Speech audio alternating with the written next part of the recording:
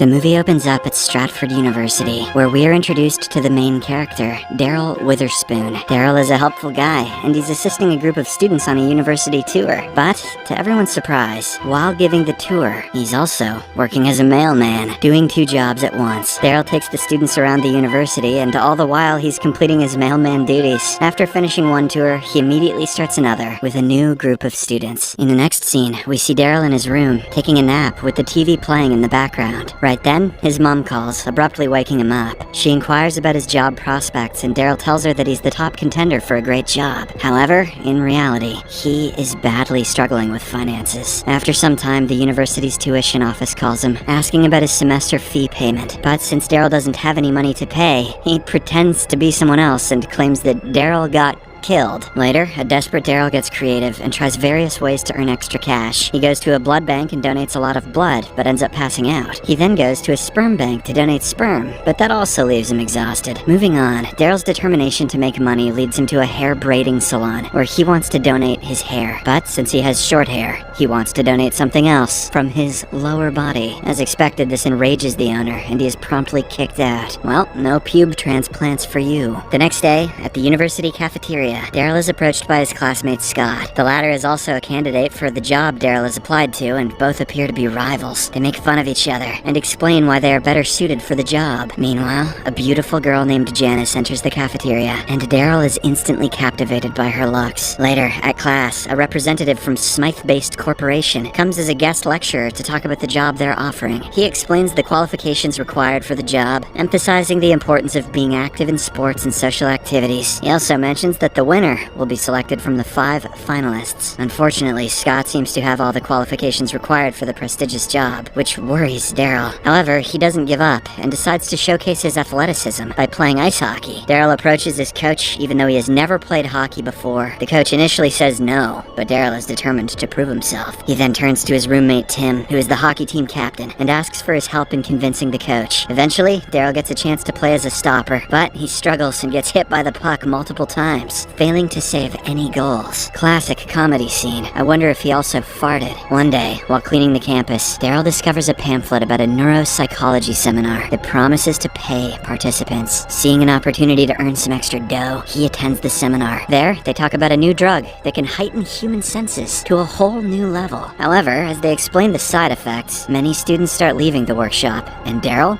falls asleep. After the presentation, Daryl finds himself alone in the room, and unbeknownst to the side effects of the drug, he agrees to take the test just for the sake of earning some skrill. Daryl then meets Dr. Thomas Whedon, who explains that he needs to inject 6 dosages of the drug into his buttocks every night before bedtime. Dr. Whedon also warns Daryl about possible disorientation and side effects he might experience in the initial usage of the drug. Later in the evening, Daryl attends a fraternity party with the hope of making new friends. There, he comes across Janice once again, and gathers the courage to ask her out. Surprisingly, she agrees to go out with him, which makes Daryl happy. However, his joy is short-lived when Scott arrives there and insults him in front of everyone. Feeling hurt and left out, Daryl decides to leave the party. Once he reaches home, he decides to take the first dosage of the drug as suggested by the doctor. Let me just stick this in my ass real quick. The following day, during an exam in Professor Engel's class, Daryl starts experiencing the drug's side effects in an intense way. His senses have become extra sensitive, as the ordinary sounds like pencils writing or watches ticking start to bother him. Even the lights reflecting off a classmate's diamond necklace unsettle him. After a while, Daryl becomes visibly uncomfortable, and his facial expressions and body language change drastically. When the professor asks him to stop, Daryl feels even more frustrated and goes straight to Dr. Whedon's office with complaints. Fortunately, the latter reassures him that the drug is working as intended, and the discomfort he's experiencing is just a part of the experiment. The doctor then advises Daryl to exercise his senses to gain control over them and live a normal life. Taking this advice to heart, Daryl tries very hard and eventually manages to take control of his senses. He actually develops heightened senses, giving him a kind of superpower. As Daryl continues his daily routine, he works as a kitchen staff for the university's program, trying to make ends meet. Meanwhile, the Smythe-based corporation is celebrating with their finalists for the job competition. Even though Daryl didn't make it to the finals, he uses his new superpower of senses to impress the panelists. This unexpected display of Daryl's abilities persuades the panelists to make him the 6th finalist for the job competition.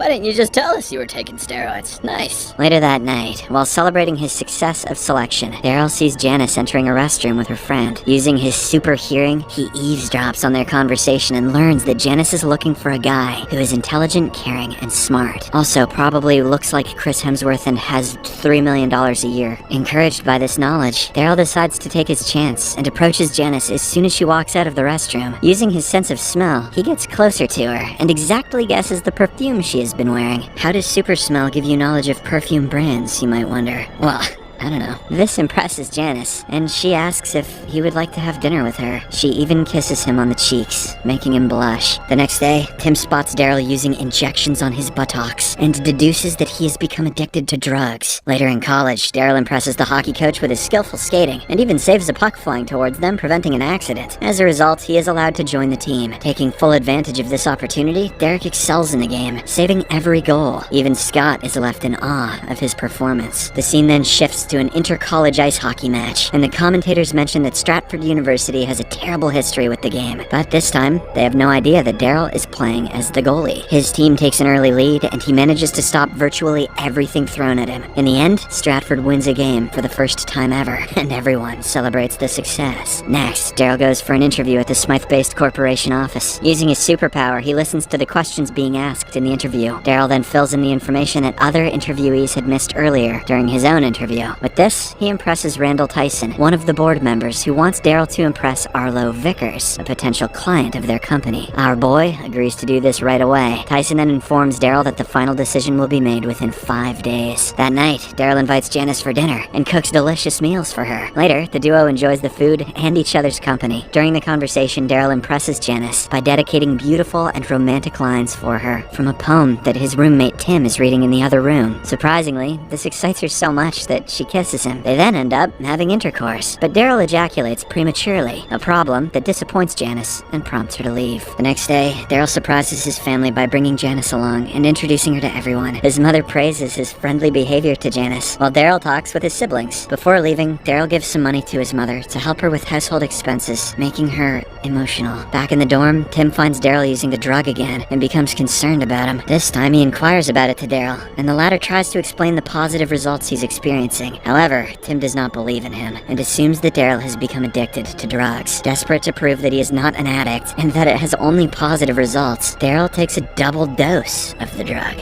Now he'll ejaculate without even touching his belt. The next day, because of the overdose, he wakes up feeling numb in his arms and legs, making it difficult for him to walk. Seeing his friend in such a condition, Tim immediately calls a drug support group for help. Meanwhile, Daryl somehow manages to reach Dr. Whedon's clinic and tells him about exceeding the dosage. The doctor explains that the double dose has caused a serotonin boost, desensitizing his receptors. He then mentions that now only 4 of his senses can work at a time, constantly switching the 5th one. This means, at any given point, he will either be blind or deaf or mute, and so on. Dr. Whedon explains that the only solution to this problem is to wait for the drug to leave his system. By his calculation, it will take 3 days, so until then, Daryl will have to stay in bed. However, the latter cannot waste even a single day, as he has a final competition coming up for the job. The scene shifts to a basketball match where Daryl sits with the board member Tyson. Soon, the special guest, Vickers, also arrives to inspect. Daryl's main task is to impress him with his skills. However, just after a few moments, he starts feeling uncomfortable. His senses play tricks on him. He mistakes people standing up for the national anthem as an opportunity to get beers. His eyes get blurry, and he even talks to himself. Vickers finds this amusing and laughs at Daryl's odd behavior. Though his eyesight returns after a while, Daryl's troubles are far from over. During the game, a player throws him to the court for insulting him, and the meeting with Vickers doesn't go as planned. But despite the situation, Tyson informs Daryl that they are good, as they still have a chance to woo Vickers. Later at night, in the dorm, Tim sees a girl, Lorraine, entering their room, and rushes to inform the drug support group, thinking it's another potential problem with Daryl's medicine usage. Lorraine, who is actually Janice's sister, flirts with Daryl, but his senses are still off, and he can't hear her properly. Just as his hearing returns, Lorraine starts to kiss him, but Daryl can't feel anything due to the numbing effect of the drug. When he fails to perform, Lorraine gets disappointed and leaves. Unfortunately, at the same time, Janice arrives there and notices her sister. She then enters Daryl's room and finds him in an awkward position, lying naked on the floor. This makes Janice upset, and she walks away, but not before kicking Daryl's eggplant. Soon, the support group arrives, but when they enter Daryl's room, they find that he is already passed out. They consider giving him an epinephrine shot, thinking he has overdosed, but luckily, he wakes up just before they can administer it. Following this, Tim confronts him about the medicine, and Daryl finally explains the truth, saying he only wanted to earn some extra cash. The following morning, Daryl goes to play the ice hockey match for his college, and everyone hopes that he can win it for them, like before. Unfortunately, his sensory condition derails the game, and Daryl cannot save even a single shot. As a result, Stratford ends up losing by a huge margin. In the next scene, Daryl goes to a pub to find Tim, and asks for his help in preparing for the final job interview. To his good luck, Tim agrees to assist him. Meanwhile, Scott's dad arranges for experienced advisors to support him in answering interview questions. Despite his health condition getting worse, Daryl remains determined and focuses on studying hard to get ready for the interviews. On the day of the interview, Daryl steps out of his car, but his eyes become blurry, making it hard for him to see. He asks a homeless man for directions to the Smythe-based corporation office. Unfortunately, the man takes advantage of Daryl's vulnerability and leads him to a corner of the road, where he beats him up and robs him of all his clothes, leaving him naked. Daryl somehow manages to hide his private part with a trash can lid and reaches a store to get new clothes. Unfortunately, upon arriving at the office, he realizes that the dress he has selected is inappropriate for the interview. At the same time, the drug starts showing its effects, causing him to urinate in his pants. However,